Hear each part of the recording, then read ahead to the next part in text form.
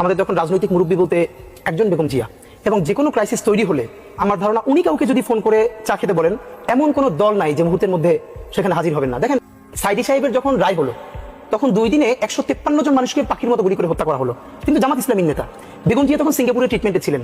উনি treatment complete না করে উনি বাংলাদেশে ব্যাক করলেন। বিএনপি স্থায়ী কমিটির সদস্যরা ওনাকে বিমানবন্দরে ফুল দিয়ে বরণ করতে গেলেন, উনি গ্রহণ করলেন না। এসেই উনি অফিসে ব্রিফ করলেন, হরতাল ডাকলেন, এবং উনি প্রথম বললেন গণহত্যা চালানো হয়েছে বাংলাদেশে। শেখ হাসিনা 2008-এ নির্বাচিত হয়ে প্রথম যখন ইন্ডিয়া সফরে গেল, তখন বেগম জিয়া বললেন যদি দেশের জন্য ভালো কিছু করা হয়, আমি একদম শব্দটা ধরে বলতে পারি, তাহলে স্বাগত জানাবো। যদি কোনো ষড়যন্ত্রের চুক্তি করে আসা হয়, পথে কাঁটা বিছিয়ে দেবো। পরের দিনই বাংলাদেশের সমস্ত মূলধারা মিডিয়া, যারা এখন বিরাট বিএনপিপন্থী হয়ে উঠেছে, তারা আর্টিকেল লিখলেন বেগম জিয়া এখানে কাটা বলতে কি বুঝলেন, গ্রেনেড হামলা, বোমা বিছিয়ে দেবে হাসিনাকে। ওই যে 21 আগস্টে গ্রেনেড হামলা করেছে সেটাই বলছে।